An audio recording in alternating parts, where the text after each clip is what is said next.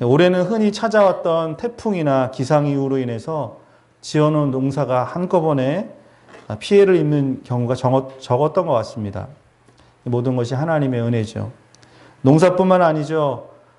지난 한 해 동안도, 이번 한 해 동안에도 우리 주변에 사랑하는 가족들, 친지들, 이웃들, 친구들, 이런 분들이 주변을 떠난 분들도 많이 계시죠. 세상을 떠난 분들.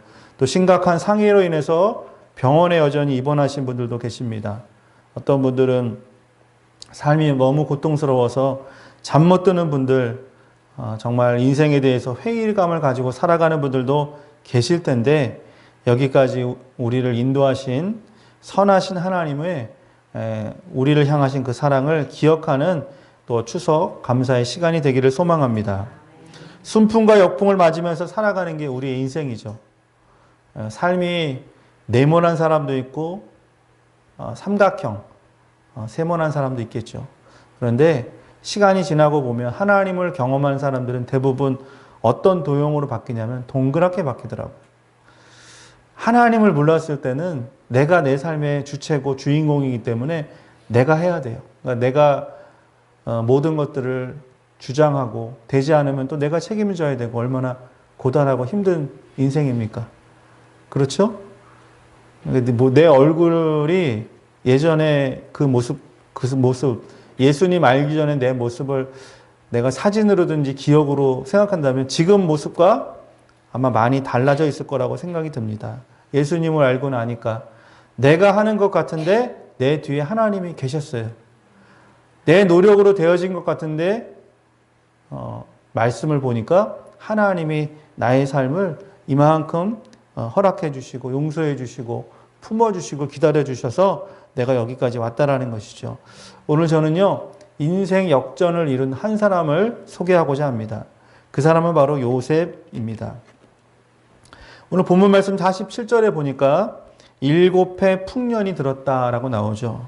자, 이것은 41장 29절의 말씀이 이루어진 것입니다. 여기에 바로 하나님의 섭리가 펼쳐지는데 단순히 7년의 흉년, 7년의 풍년과 흉년을 경험한 것이 아니라 그 뒤에 나오는 드라마틱한 400년 동안 또 더 넓게는 430년 동안 이 이스라엘 백성들이 이 애굽에서 살 수 있도록 하나님이 그 자리를 마련해 두셨다라는 거예요. 자, 우리는 지금 모르죠. 왜 지금 이런 복을 받았는지, 반대로 왜 지금 나에게 이런 고통이 있는지 지금은 몰라요. 그런데 신앙의 안경을 쓰고 보면 하나님의 말씀으로 들어가서 내 자신을 보고 지금 되어지는 주변의 일들을 보면 하나님이 깨닫게 해주시는 일이 많이 있다는 것이죠. 여러분, 이전에는 몰랐어요. 이전에는 오해했던 일도 있습니다. 그러나 시간이 지나고 보면 깨닫는 일이 너무나 많잖아요. 마찬가지로 오늘 7년의 풍년이 시작되는 이곳에 하나님의 계획이, 하나님의 눈과 귀가 있다라는 것입니다. 자, 가장 먼저 풍년의 시간을 맞았습니다. 근데 오늘 성경에 보니까 아주 재미있는 장면이 나옵니다. 자, 7년의 대풍년을 맞이한 이 애굽. 자, 이 애굽은 지금 사진을 보시는 것처럼 이렇게 그 부메랑처럼 생겼죠. 그렇죠? 거기를 가리켜서 비옥한 초생딸 지역이라고 하는 거예요. 그러니까 이스라엘은 그렇게 척박한 땅이 많이 없습니다. 근데 시리아, 이라크 이렇게 부메랑 초생딸처럼 생긴 곳을 그런 지명을, 그런 애칭을 갖게 되는데 바로 이집트가 거기 안에 들어가 있는 거예요. 그만큼 그때 당시에는 애굽, 이집트라는 것은 대단한 나라가 아닐 수가 없는 것이죠. 자, 그런데 오늘 말씀을 보니까 풍년의 때에 어떤 일이 또 벌어졌냐면은 이 요셉이 결혼을 하게 되고 아들 둘을 갖게 돼요. 자, 첫째 아들은 므낫셋입니다. 그 아들의 이름을 이렇게 지었어요. 그 이름의 뜻이 하나님이 내게 내 모든 고난과 내 아버지의 온 집의 일을 잊어버리게 하셨다. 자, 요셉은 12 형제들 중에서 태어났죠. 그런데 그 아들만 채색 옷을 입혔어요. 당시에 채색 옷이라는 것은 뭐냐면 귀족들이나 왕이 입는 옷을 구별해서 채색 옷을 입혔습니다. 당연히 비쌌겠죠? 보기에도 아름다웠겠죠? 누구라도 탐을 낼 만한 그런 정말 기품 있고 영향력 있는 그 사람이 입을 수 있는 옷을 요셉에게만 입혔다는 거예요. 그런데 그 시기 질투 때문에 결국에는 형들이 모함했고 죽이려고 했고 아라비아 상인에게 팔아버렸잖아요. 그러니 여러분 생각해 보십시오. 13년 동안 나를 인신매매해서 나를 미워하고 죽이려 했던 누구를 이를 갈고 있습니까? 형들에 대해서 이를 갈고 있는 것이죠. 그리고 그리운 아버지에 대해서 어떤 한편의 그리움과 원망이 가득 쌓였을 겁니다. 그런데 오늘 이 풍년의 때에 무슨 일이 생겼냐면 아들 둘 중에 첫 번째 문하셋을 주셨는데 그 문하셋을 주실 때 그 문하셋을 통해서 하나님의 위로가 뭐냐면 너는 그동안 네가 받았던 고난, 고통, 아픔, 서러움, 형들에게로부터 미움, 오해 이 모든 것을 내가 다 위로해 줄 거야. 할렐루야. 여러분 사람 때문에 받은 상처는 무엇으로 풀 수가 없는 거예요. 사람을 통해서 또 위로가 받는 거예요. 그렇죠? 사람 때문에 상처받았는데 동물 키우면 그게 낫습니까? 아이고 이쁘다. 식물 키우면 마음이 힐링이 될까요? 안 돼요. 한계가 있어요. 사람을 통해서 받았던 그 슬픔, 억울함. 오늘 이 요셉은요. 그 풍년의 때에 하나님이 나를 풍성하게 나를 높은 자리에 높여가지고 정말 대단한 내 이름을 높여준 것뿐만 아니라 그 집안을 가정을 이루고 아들을 주셨는데 그 문하셋을 통해서 하나님의 위로가 흘러 넘쳤다는 거예요. 두 번째 아들을 또 낳게 되는데 이름을 에브라임이라고 짓습니다. 그 에브라임의 이름의 뜻이 바로 이거예요. 하나님이 나를 내가 수고한 땅에서 번성하게 하셨다는 거예요. 여러분 하나님은요. 우리가 이 땅 가운데서 아브라함처럼 이삭처럼 야곱처럼 요셉처럼 하나님 안에서 풍성함을 누리기를 원하십니다. 여러분 예수 믿는다고 일부러 가난을 선택할 필요가 뭐 있습니까? 예수 믿으면 뭐든지 다 양보하고 정말 바보같이 사는 겁니까? 아니잖아요. 예수 믿으면요 여러분 더 당당해지는 거예요. 그리고 더 밝게 사는 것이고 더 행복하게 사는 것이고 더 하나님 앞에 열심히 살아감으로 말미암아서 나에게 주신 그 기회를 선용해서 최고의 삶, 최선의 삶을 살아가는 것 그것도 하나님이 우리에게 허락하신 것인 줄 믿습니다. 바로 요셉에게 에브라임을 주시면서 말씀하신 거예요. 너가 이 땅에서 어차피 태어나서 한 번 인생 살아가는 것 네가 원하는 것, 꿈꾸는 것, 바라는 것, 수고한 것, 애쓴 것, 계획하는 것 다 들어줄게. 그게 바로 에브라임의 이름의 뜻이라는 거예요. 여러분 오늘부터 그간에 움츠렸던 마음들을 활짝 펴시기 바랍니다. 정말 내가 할 수 없다. 아유 나는 여기까지다. 내 인생 다 갔다. 그런 생각하지 마세요. 하나님은요 밤에 피는 꽃도 만드셨고 늦게 깨닫게 하셔서 그때 최고의 인생을 살아가게 하시는 그런 경우도 너무나 많이 있습니다. 하나님 나에게 주신 이 기회, 나의 인생, 오늘 하루의 삶, 내 남은 삶, 하나님 앞에서 그간에 누리지 못했던 복을 오늘부터 누리게 하여 주시옵소서. 정말 내 인생에 한 번도 있지 않았던 그 아름다운 날을 이제 하나님 안에서 에브라임 되게 하셔서 꿈꾸게 하신다면 그 길을 걸어가겠습니다라고 하나님 앞에 결단하는 시간 되시기를 바라겠습니다. 여러분 추석 감사 주일 감사를 생각하니까 그런 생각이 들더라고요. 어떤 분들은 아이고 목사님 감사하라 그랬는데 감사할 게 없네요. 아무리 생각해봐도 감사할 게 없습니다. 어떤 분들은 이러는 거예요. 나는 작년보다 올해 수입이 줄었어요. 경제적으로 나아진 것이 별로 없었어요. 내 집 살다가 안 돼서 전세로 옮겼어요. 전세 살다가 월세로 옮겼어요. 이런 분도 있지 않겠습니까? 목사님 뭘 감사하라는 겁니까? 근데 여러분 믿으면 눈을 크게 뜨고 보면 하나님께서 우리에게 행하신 일이 너무나 큽니다. 그리고 큰 것만 감사할 게 아니죠. 작은 것에 부스러기 같은 것에 감사할 줄 아는 사람은요, 하나님께서 우리가 발견하지 못했던 것들, 그리고 미처 아직 오지 않은 그 놀라운 축복을 당겨서 주실 줄 믿습니다. 누가 감사하냐면요, 감사할 게 없는 사람이 감사가 진짜 감사라는 거예요. 안 그렇습니까? 감사할 게 많은 사람이 감사하는 거는요, 당연한 거예요. 물론 그렇게 해도 감사 안 하는 사람도 있지만, 근데 진짜 멋있는 감사, 하나님의 마음을 뭉클하게 하는 감사는요, 하나님이 해준 게 없는데 하나님 감사합니다. 그러면 하나님이요, 감동이 되셔가지고, 야, 넌 너한테 해준 게 없는데 뭘 그냥 하나님이 계신 것이 감사합니다. 여러분, 그런 하나님의 마음을 감동시키는 작은 것에 감사하는, 없는 것에 감사하는, 실패한 것에도 감사하는 정말 믿음의 장부가 되시기를 소원합니다. 자, 53절 말씀. 이제 7년의 풍년이 그쳤어요. 자, 풍년이 그친 것은 또 다른 뭐가 시작되는 거예요? 흉년의 시작이라는 거예요. 여러분, 인생이 항상 봄날이면 얼마나 좋습니까? 항상 20대 청춘이면 얼마나 좋습니까? 아, 옛날이요. 나도 저럴 때가 있었는데. 그런데 항상 20대 정말 꽃과 같은 청춘만 있는 것이 아니죠.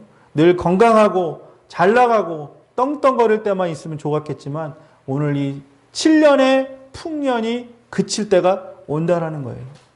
자, 이제 흉년이 들기 시작합니다. 팔레스타인 지역은요, 팔레스타인이죠. 그 애굽, 이집트는 늘 비가 오는 게 아니에요. 우리처럼 이렇게 가물어 있어요. 건조합니다. 그런데 홍수 때가 되면은 비가 한꺼번에 내려요. 그러면 이 뚝방이 물이 넘쳐가지고 이 대지를 다 적셔버리는 거예요. 범람천이라 그러죠. 그렇게 해가지고 고식들이 자랄 수 있도록 풍성한 풍년을 맞이할 수 있는 구조가 바로 이 애굽의 농사를 짓는 그런 방법이었다라는 것이죠. 자, 그러니까 이 흉년이 들었다라는 것은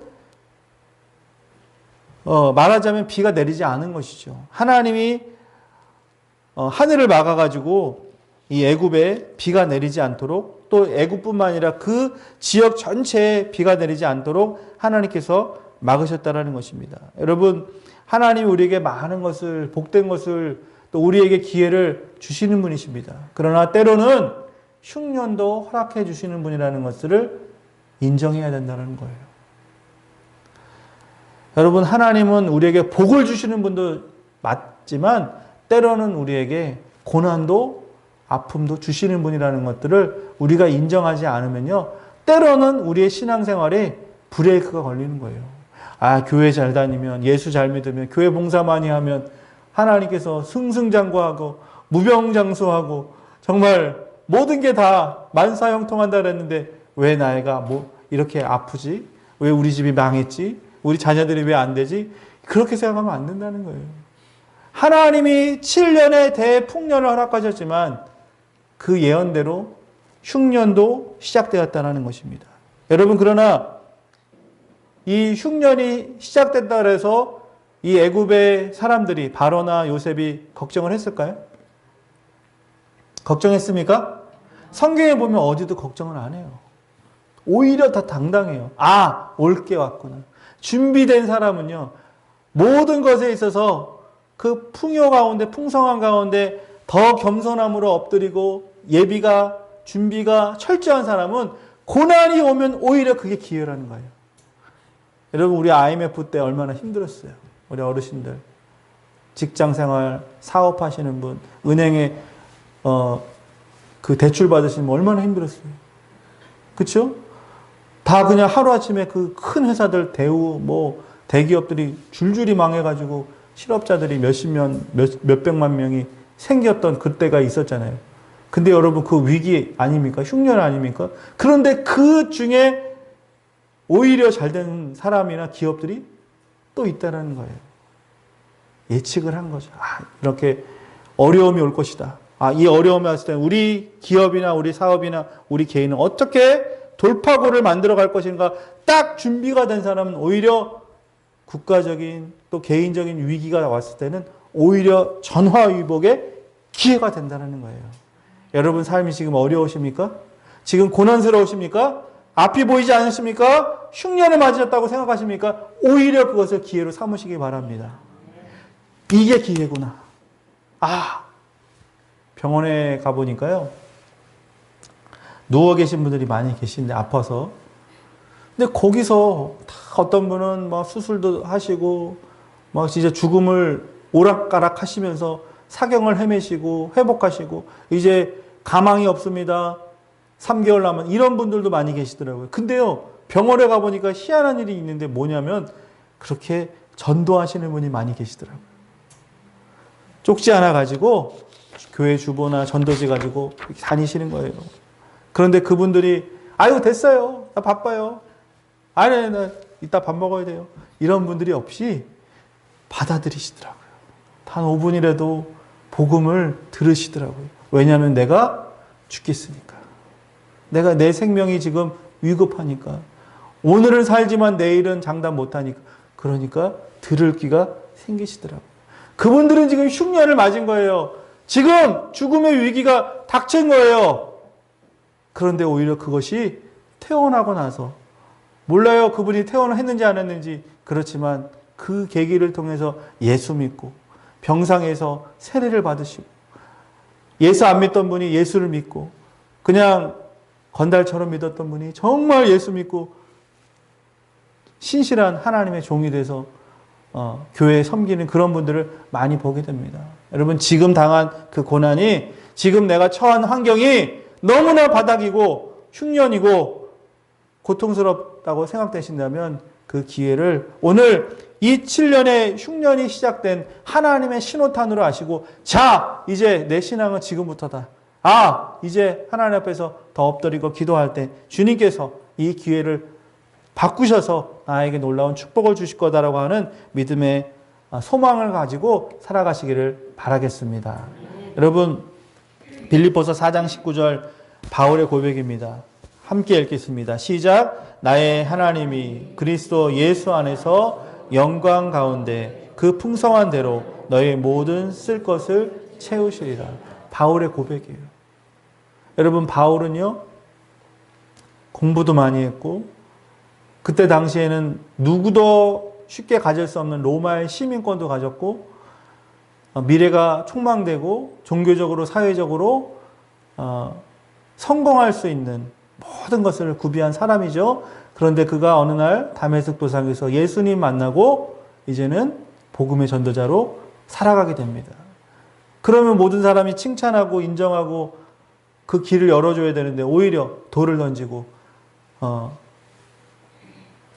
그를 죽이려고 하고 그를 모함하고 그를 시기하고 그런 사람들이 훨씬 더 많았잖아요. 복음 전하기 위해서 길을 가면서 굶기도 합니다. 밤을 만나서 거리에서 잠을 자기도 합니다. 죽을 뻔한 일들이 한두 번이 아니었어요. 그런데 바울이 하나님 안에서 풍요함도 누려봤고 가난함도 경험해보고 이 모든 것을 경험하고 나니까 하나님이 누구신지 알게 됐는데, 그 하나님이 뭐냐면, 어떤 분이시냐면, 나에게 내가 지금 없을 때도 하나님은 채우시는 분이고, 내가 있을 때도 나눌 수 있는 넉넉한 마음을 주신 분이시니, 내가 그 하나님 안에서 있는 것 때문에 그 영광 가운데, 하나님이 함께 하시는 게 영광입니다. 그 영광 가운데 그 풍성한 대로 너의 모든 것을, 너의 쓸 것을 다 채우신다라고 하는 고백을 드릴 수 있었습니다. 여러분, 내가 지금 없는 것 때문에, 안 되는 일들 때문에 눈물 짓고 원망하고 또 하나님을 떠나지 마십시오. 바울이 그랬던 것처럼 하나님은 없는 것 가운데도 있게 하시는 분이에요. 하나님은 죽은 자를 살리시는 분이에요. 하나님은 오늘 역사를 바꾸시는 분이에요. 하나님은 나 하나 때문에 나를 구원하기 위해서 예수 십자가 달려 죽으시고 나를 위해서 오신 분이에요. 그 분이, 아들을 주신 분이 무엇을 안 주시겠습니까? 하나님 앞에 간구하고 순종함으로 나에게 주신 그 기회를 최선을 다해서, 요셉처럼 나에게 주신 삶을 최선을 다해서 살아가는 것, 그것이 바로 하나님 안에서 올바른 삶이겠죠. 오늘 모든 사람들이 죽겠다고 아우성 칩니다. 왜냐하면 흉년을 맞이했으니까. 애굽 사람들이 또 죽겠다고 할 때 오늘 말씀 보니까 애굽 온 땅이 굶주림에 백성이 바로에게 부르짖어 양식을 구하는지라.